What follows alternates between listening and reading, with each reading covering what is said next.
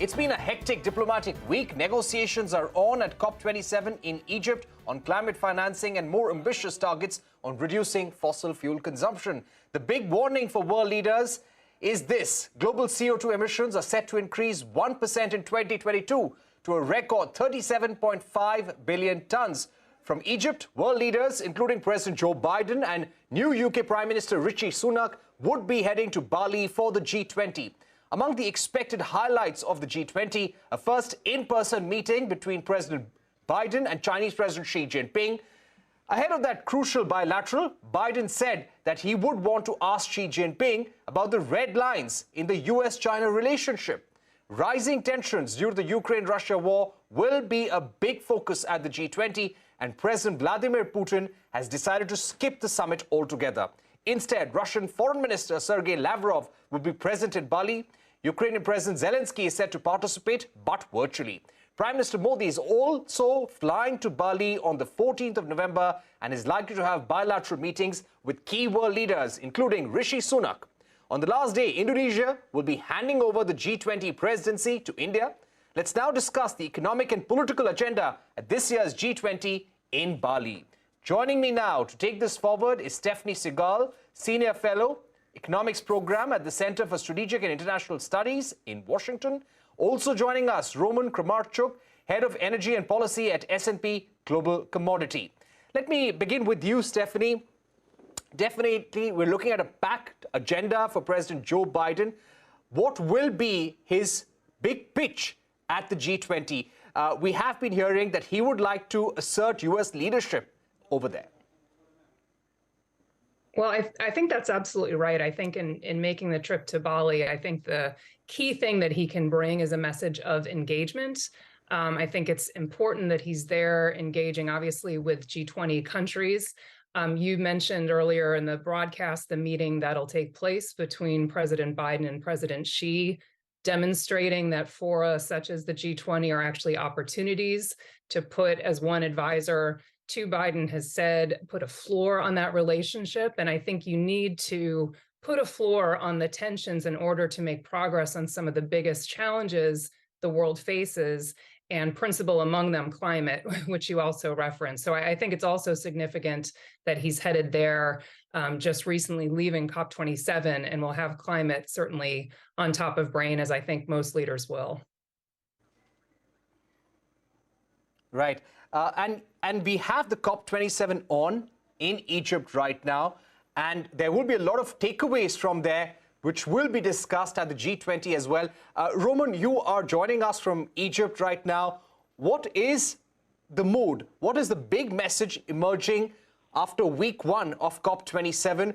And what do you think will be the climate priorities at the G20? I think it's been a very interesting week. I think there are things that we have never heard before spoken actively. Part of that is the idea of loss and damage, which is the idea that the countries that have been responsible for the climate problem until now should be willing to and able to compensate those that are feeling the impacts. That's one big thing. Another thing is that's going to be very relevant for the G20 is finance. Interesting that discussions about reforming the multilateral financial institutions have been on the table here. This is something that can carry over into the G20 as well. It's really the story, the interesting thread between COP and the G20. One of the themes of one of the three main pillars of the G20 is going to be sustainable energy transition. And that can't happen unless there are flows of money that actually can decarbonize the sectors where they are growing the fastest. And that really is in the developing world, that's in Africa, that's in South Asia. Right. Stephanie, if I can come to you. Today, Janet Yellen was in Delhi and she made a pitch to India about friendshoring, about the need for friendly allies to come together to counter countries like Russia, which are weaponizing trade, weaponizing energy, and also stop over-reliance on China. Do you think that's a priority message that Biden will take to the G20 as well? I think the message of resilience, which is my kind of understanding of how Secretary Yellen and how the whole friendshoring debate has been framed, is one that I think all countries coming out of the pandemic in the last few years, that message of resilience, including in supply chains, is one that resonates, not just here in the US, but I think globally. I would doubt very much that that is going to be the priority for President Biden at the G20 or for Indonesia as this year's president. I think the focus there will be looking at how all G20 countries can actually contribute to solving some of the biggest challenges. And I don't think supply chain security will necessarily be a focus in G20 discussions, but certainly in the bilateral discussions. Right. Roman, coming to you about the energy crisis that we are looking at right now, do you think the price cap on Russian oil that has been proposed by the European Union, by the United States, it has not been finalized so far, do you think there will be pressure to somehow come to an agreement on that at the G20 and also put more economic pressure on Russia? I mean, if you look at who makes up the G20, there are countries like China, there are countries like India and South Africa that didn't even vote to condemn the Russian invasion in the UN votes. I think it's going to be nearly impossible for the G20 as a group, if they can't agree on such basic premises, to be taking strong steps on elements like the price cap. So the question is, what is it that we may see, and what can people agree? Well, what can the G20 agree on? It could be around dealing with the consequences of that energy crisis. So it could be around, for example, supporting the grain deal and looking to make sure that there is clarity on that. The other types of issues that could be agreed upon are, for example, around usage of nuclear weapons. These are the types of things that the G20 as an entire organization can probably agree on. From our perspective, the ability to agree on something as specific and as targeted as the price cap, when you have key members of the G20 that would not be actively supportive of that, is not something that we see coming out of this sort of agreement. So I think that the interesting thing also is, yes. Right. Stephanie, coming back to President Biden's economic agenda, what are his priorities going to be when he meets world leaders, according to you?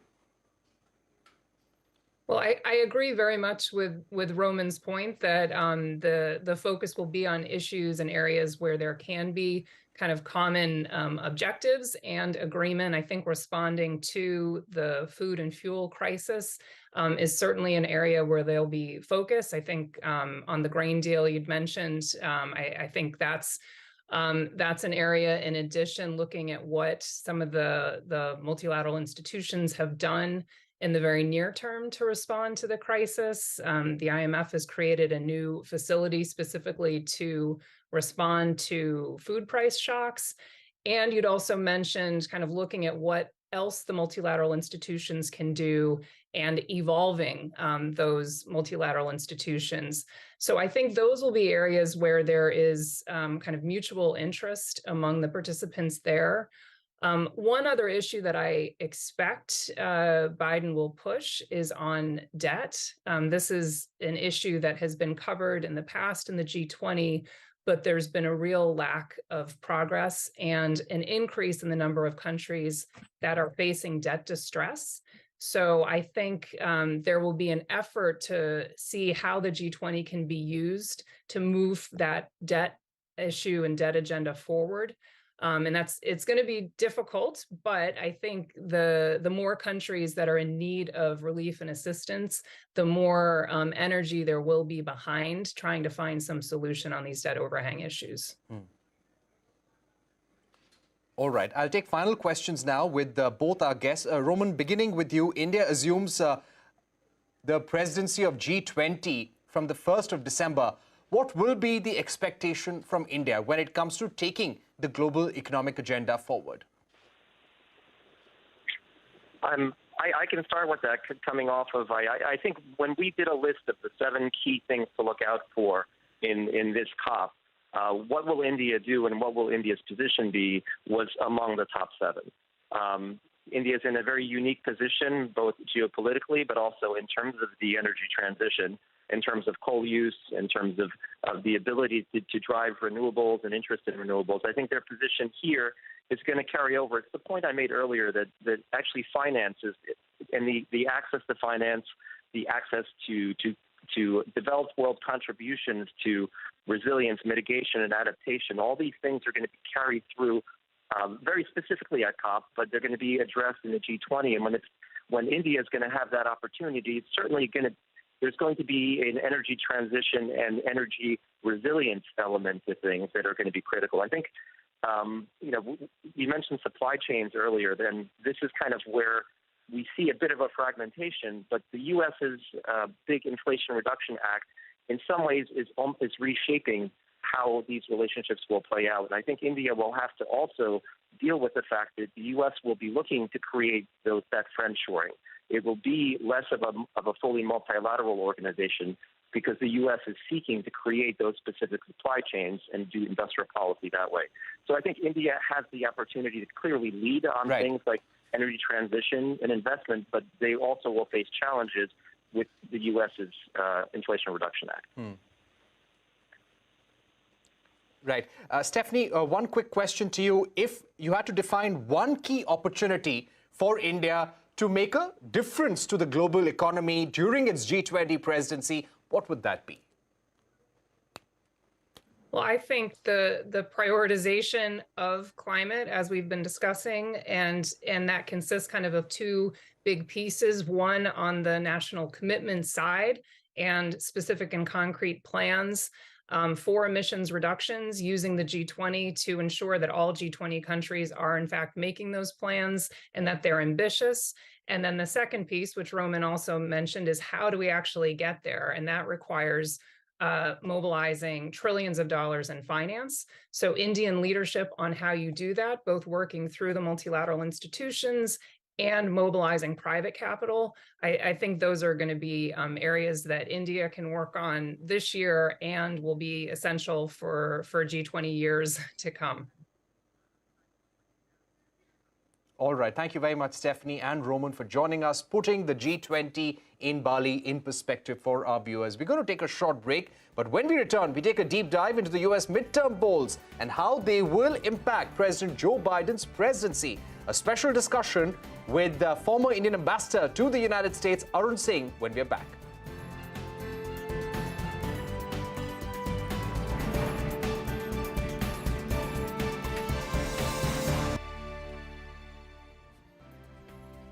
Welcome back. You're watching Global Eye. The midterm elections in the United States are being watched closely. They are, in a way, a referendum on the incumbent president's performance. This time, Democrats have performed better than expected, and Republicans are likely to take control of the House of Representatives with a thin majority. This could still lead to a showdown between Republicans and Democrats on key policy matters. This election also has a bearing on who could be running for 2024 presidential elections.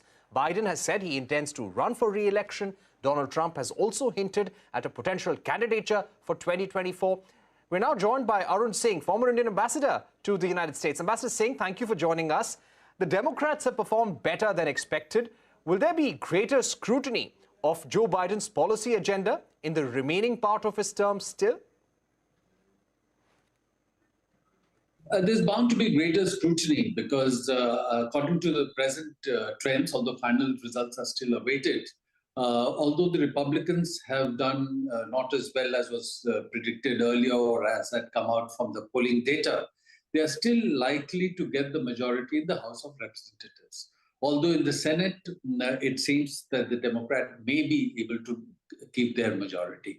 So if the Republicans get the majority in the House of Representatives, they will try and stall the president's legislative agenda. Even when the Democrats were in the majority, and some very important legislation was passed, the Inflation Reduction Act, the CHIPS Act to support semiconductor manufacturing in the US, the infrastructure bill, the Republicans by and large did not vote for those measures. Not because they didn't think it was useful, but in the deeply polarized US politics. And when President Trump had continued to dominate the Republican Party, they didn't want to be seen to be associated in any way with the Democratic Party or the agenda that President Biden was bringing to the legislation. So given that, if they get the majority, what is more likely is that they will try and show that President Biden is not being effective in the legislative process. They will try and stall the administration by holding hearings, by doing investigation. There is even talk of doing a pro forma impeachment. So all that will happen. But I think the Democrats also have an opportunity, because as a result of these elections, if they don't have the majority, the progressive wing of the Democratic Party will be seen as somewhat weakened in terms of the demands it can bring for legislation. So it may give more of an opportunity for moderate Republicans, moderate Democrats to work together. If that happens, I think that might help the president. All right. So who could be the Republican candidate, Ambassador Singh, for 2024 now? So far, President Trump had continued to dominate the Republican Party. Many people who had taken steps against him, supported either his impeachment or had criticized him, opted out of the race or lost in the elections, in the primaries that were held earlier for the Republican Party. So it was expected that Trump may emerge as the unchallenged Republican candidate for the president in 2024. And there was an indication that he may make an announcement as early as November 15. But that now has been pushed, it seems, to next year, partly for legal reasons, but also because the Trump-endorsed candidates did not do very well in the main elections that took place on November 8. So I think there is a sense now that the electorate is moving away from some of the postures, the antics that President Trump had adopted, and the more moderate Republicans are stepping up and have managed to get some support. The Florida governor, Ron DeSantis, who many would not really categorize as a moderate Republican, but he has taken an anti-Trump position. He did very well. The former Vice President Mike Pence, his book is likely to be released in November, this month itself. Some extracts have come out, and he's tried to show himself as a person of character, somebody who stood up to President Trump on January 6th. So I think challenges will now appear to President Trump in the Republican primaries for the Republican nominee. And I would also like to ask you about the rise of Indian Americans in US politics. We have seen a number of them winning the state contests. So it's a trend that has been evolving. You know, the earlier generation that went from India largely focused on stabilizing themselves, focused on creating economic opportunity. But I would say for the last 10, 15 years or more, they have become more active in US politics as they integrate more in US society. And I was assigned to the US during the days also of the Obama presidency. And I could see at that time more and more Indian Americans becoming key personnel in the administration, staffers on the Hill. Till 2013, for example, historically, we had a total of 3 Indian Americans who had ever served in US Congress.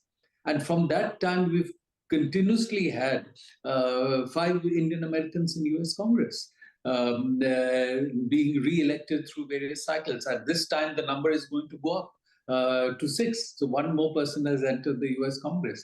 And at the local level also, more and more people are contesting the elections. And you'd have seen that 1 Indian American candidate has just been elected the Lieutenant Governor of Maryland State. So they are certainly taking key positions. But then, you know, if you look at the economy and technology sector, many of the CEOs of leading US companies are persons of Indian origin. So I think there is now more and more integration of Indian Americans in US society, in economy, in the technology sector, and also in politics. And my final question, Ambassador Singh, next week the Prime Minister, Narendra Modi, he will be heading to the G20 Summit in Bali. There could be a possible meeting with President Joe Biden. What do you think will be the focus of discussions from the Indian side? One is to keep taking the bilateral relationship forward in different areas. You may have seen that when President Biden and Prime Minister Modi had met in May in Tokyo on the margins of the Quad Summit then, they had issued a joint statement, a bilateral joint statement also, where there was a specific provision for the two setting up a structure between their national security councils to start a process of cooperation on critical and emerging technologies. And that's something that will create new areas of cooperation, artificial intelligence, quantum, 6G, cyber, space, semiconductors. So that will certainly be one area. And I'm sure they would want to talk about what's happening in the global situation. There's so much flux. In terms of great power competition between US and China, US and Russia. On Russia, India has some differences from the US position. On China, there's a convergence in terms of India also having adversarial aspects in its relationship with China. And of course, they would also look at the global economic situation because G20, as you know, focuses largely on the economy, the financial situation. And global economy, according to what most people say, is headed towards a recession in 2023. So what does that mean? How do you deal with it? How do you build partnerships? People are now talking of more and more building secure supply chains, friend-shoring of production. So in reordered supply chain that is being worked upon, what is the kind of partnership India and US will build? So I think these would be important areas to discuss. All right, Ambassador Singh, thank you very much for joining us. Putting the US midterm elections in perspective for our viewers, yes, they will have a lot of impact for US foreign policy, for President's legislative agenda, but little impact on the India-US partnership. There is bipartisan consensus, and this relationship will only grow stronger. Ambassador Singh, thanks once again for being with us on CNBC TV 18. With that, it's a wrap on this edition of Global Eye. But don't go anywhere. News continues on CNBC TV 18.